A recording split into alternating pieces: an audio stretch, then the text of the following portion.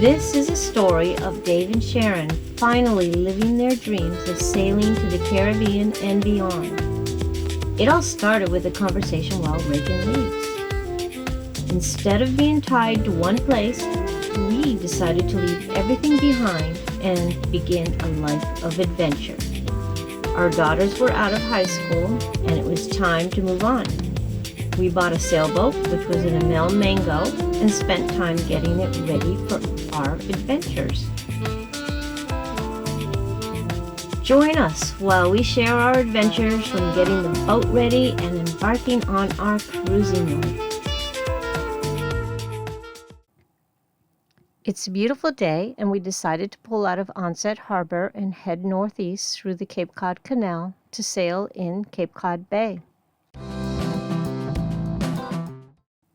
The Cape Cod Canal opened more than 100 years ago. Construction began in 1909 and was officially completed in 1916. Vessel traffic steadily increased, and there ended up being many accidents. The canal often had lengthy closures. The mariners feared the swift currents and narrow bridge openings. In 1928, the U.S. Army Corps of Engineers took over the canal and massive improvements began. This included building fixed bridges that were 135 feet high and could accommodate large vessels.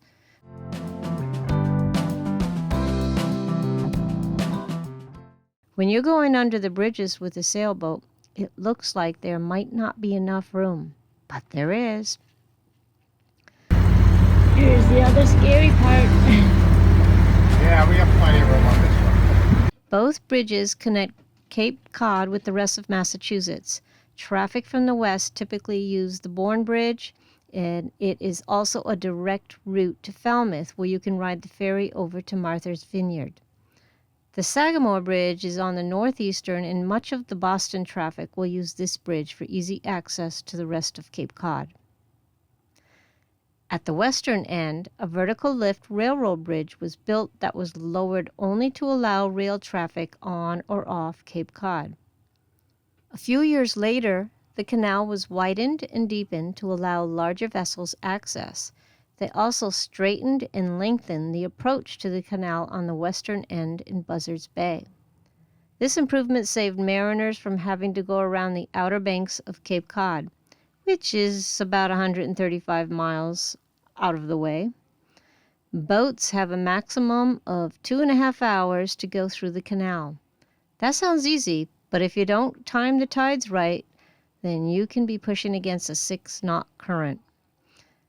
These bridges handle a lot of traffic, so it's nice to be able to just go under them and enjoy the day.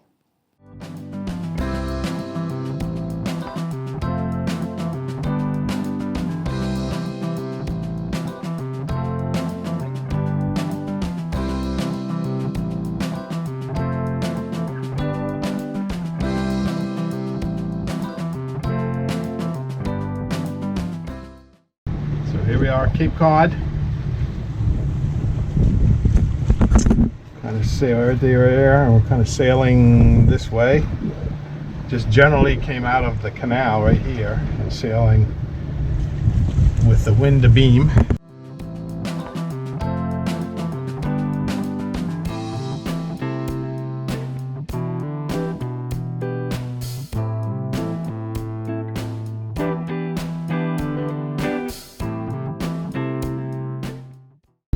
Sharon's out there taking some video on her phone. And here's Cape Cod. All of that continues up that way and loops around, actually off to our port even more. Pretty much when you get the sails tuned just right, don't have to touch the steering wheel at all. I don't have autopilot on because none of them work. Get this little thing down here, but the belt's too long, and this part's all messed up. You notice we're going 166, and we're not at 166 there. So Look at that, sailing all by herself. Got the sails tuned just right.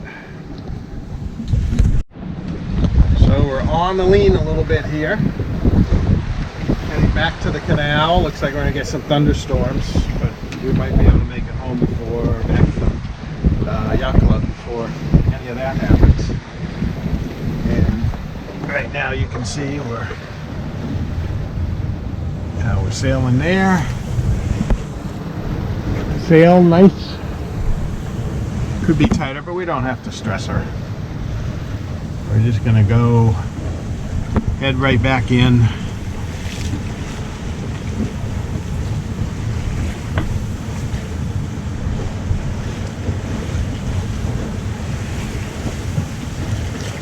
There's a green buoy up there. And there we are right here. We're gonna head right down over here. I got a quick route on here. Should take us right down near. And we'll just head for those green buoys. That's all I can see right now. I can't see the red ones. That's all we need to get in. Basically, that power plant is a good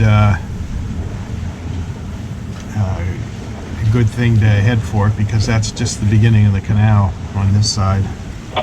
Easy to find. So we went out on our little cruise today. I'm doing the sailing while Dave has lunch, and I'm finding that it's easier if I just do the sailing and he does all the deckhand stuff, the crew work, whatever, pulling in the ropes and stuff. So there's storms coming, so I am sailing back while he has his lunch, and I'm discovering that it's August and it's cold. Boy, we're gonna freeze going south of here. So I'm watching the horizon at the same time I'm talking. So that's why I'm not paying attention to the camera.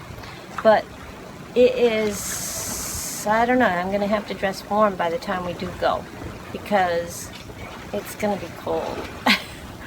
If I'm cold on just a summer day, I mean, I have a sweatshirt on and shorts, but the wind is blowing and it's cold for me. It's gonna be even much colder. Well, that was it. Bye. So you can see right here, going back into the canal. This is from the north end of it, or probably what they call the east end of it. To me, there's north and the south on it. And there's a power plant right there. Big old breakwater. Everybody on there swimming, and I don't see any fishing, but they're swimming off the breakwater. Breakwater over here with people on it. All the nice houses.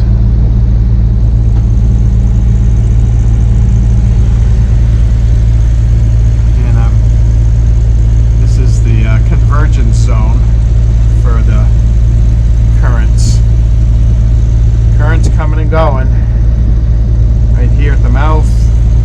For some reason, right around the Sagamore, whatever, the first bridge we hit, they've got a convergence zone there.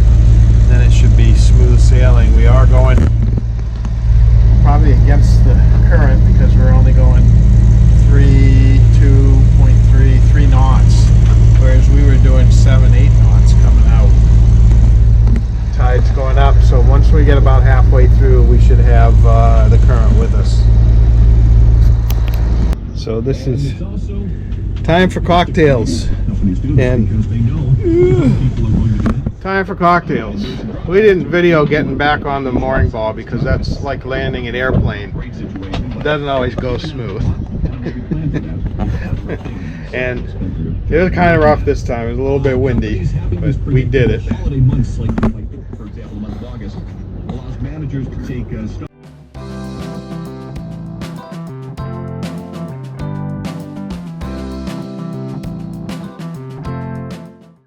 Packing to go, and Sharon's on a conference call.